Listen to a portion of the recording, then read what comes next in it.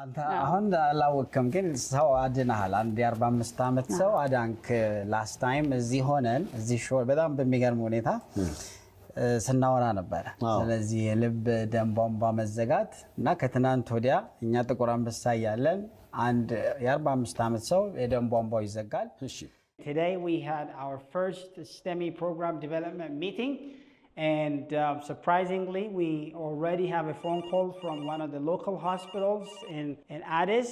They're transferring a 45-year-old patient to us for primary PCI and he's on his way to our hospital. He's here at Blackline. ስሜ ተስፋዬ ጸጋዬ ነው እድሜ 45 ነው ኖሮ እዚሁ አዲስ አበባ ኳስ ሜዳ አካባቢ ነው እኔ በአጋጣሚ ነው ድንገት ጠዋት ላይ ስነሳ ደረቴንና ጀርባዬን ጽፍድግ አድርጎ ያዘኝ ልጆቻችን ወደ ትምህርት ከሸኘን በኋላ ብርድ ነው በሚል ስሜት ተኝቶ ነበር ከዛ እኔ እንግዶች ነበሩ እነሱን ሸኝቼ የማስመለስ ድምጽ ሰማሁ ያንን የማስመለስ ድምጽ ደግሞ ስሰማ ጨጓራውን መስሎኝ ነበር ምን ሆነ ነው ብዬ ሳየው የመወጣጠር ስሜት ነበረው እና ምን ነው የሚሰማ ስለው ደረቴንና ጀርባዬን አለ እውነት ለመናገር እግዚአብሔር በሚያውቀው ሰይፉ ላይ የነዚህን ፕሮግራም አይቼው ነበር ምልክቱ ምንድነው ምልክቱ አንደኛ ኮመንሊ ሰው ሲጀምረው ደረቱን ያመዋል በቃ እፍን ያደርገዋል አዎ ልክ ኤሌፋንት ሲቲንግ ኦን ማይ ቸስት ነው ዞን ደረት ላይ እንደመቀመጥ የማላብ እሱ አለ እና እሱ ሲጀምር አንዳንድ ሰዎች ደግሞ የማስታወክ ወዲያው ይሄ ሲመጣ ከደረቱ መታፈን ጋር ተያይዞ ማስታወክ ደረት ያስጨነቃል የሚለውን በደንብ ነበር ያዩትና ከ60 እስከ 80 ደቂቃ ሲል ሰምቻለሁ የልብ ቧንቧ ከተዘጋ ወዲያው በ90 ደቂቃ ውስጥ ካልተከፈተ የልብ ጡንቻ ይሞታል የልብ ጡንቻ ከሞተ በኋላ ደግሞ በከፍተውም በቅጡንቻው ሞቷል ብዙም ጥቅሙ በጣም ይቀንሳል ማለት ነው እና ግፋቢል 120 ደቂቃ አካባቢ ነው እንግዲህኛ ተመረና በጣም ነው የተደናገጥኩት ከዛ ከፍለፊት ደረቴን ከኋላ ጀርባዬን በቃ ውጥር አድርጎ ያዘኝ ከዛ በኋላ ባለቤቴ መስዋ ነበረች እኔ እንደውም በቃ ዝም ብሎ ብርድ ነው ምናምን ቢያንትፔን ምናምን ለመውሰድ እየተዘጋጀው ያለ እሷ በፍጹም አይሆንም መሄድ አለበት ሐኪም ቤት ብላኝ ወደዚህ እንደመጣ ሐኪም ቤት እንደሄድ ያደረገችኝ እሷ ነች ያው ፕሬሸር ስላለበት ደሜ ነው አለ ከዛ በቃ እጮሃለሁ ካልወጣ እጮሃለሁ ስለው ለመውጣት ተነሳ ማለት ነው ከዛ ወደ አቅራቢያ ያለ ወደ ጤና ጣቢያ ሄድኩኝ እዛ ጋር ሲሄድ ምንም እርዳታ ሊያደርጉልኝ ስላልቻሉ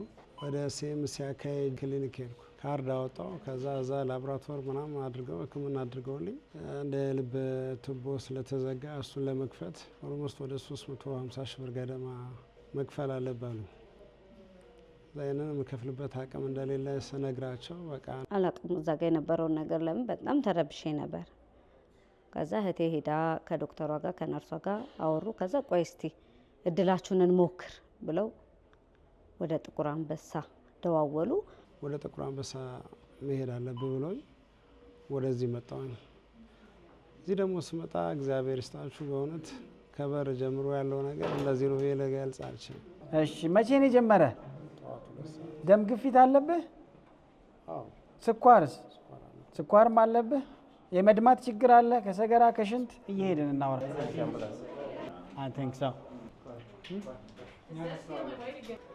ይኸውልህ ወንድሜ የሚታየው ምንድነው የደም ቧንቧ የተዘጋ ይመስላል የልብ ደም ቧንቧ በፍጥነት ካልከፈት ነው የልብ ጡንቻ የመሞት ባህሪ ያለው ስለዚህ እሱን ማስቆም አለብን አሁን በዚህ ገብተን እሱን እናስተካክልልሃለን እሺ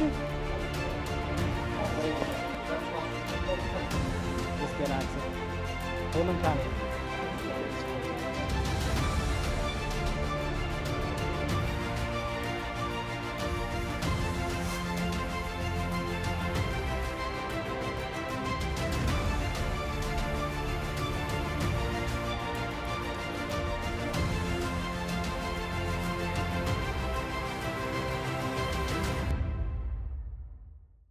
መሰለኝ ሲወጣ ሳገኘው ማለት ተሰርቶ የወጣ ሳይሆን ሊሰራ ገና ሊሰራ የተዘጋጀ ነበር የመሰለኝ እግዚአብሔር ይመስገን ተሯሩጠው ህይወቴን አትርፈዋል ይሄ ከእግዚአብሔር እንጂ ከሰው አይደለምና ምን እንደሚሰማኝ ታውቃለህ ይሄ ፕሬሸር ምናምን እያለን የፈጀነው ጊዜ አለ ገብቷል ፔንኪለር እየወሰደ የቆየነው ጊዜ አለ አይደል በቃ እግዚአብሔር ግን በምክንያት የልጆቹ አምላክ እኔንም ያላሳፈረኝ አምላክ ከነናቱ ክብር ምስጋና ይግባው። እነዚህን ሰዎች ያው በምክንያት አይደል እግዚአብሔር የሚያደንቅ በቃ አምጥቷቸዋል እዚህ ጋር ገብቶሃል። የዛሬ የሚቀጥለው ሳምንት ቢሆን ኖሮ የለም። ሌላ የገረመኝ እውነታ የምነግርህ አንደኛ አየኋት እሷን እንዴ ፊልም ነው የመሰለኝ እንዴት ገጠመኝ ማለት ያ ትዝ ያለኝ ነገር ከ60 እስከ 80 ደቂቃ እዚህ ስመጣ አየኋቸው።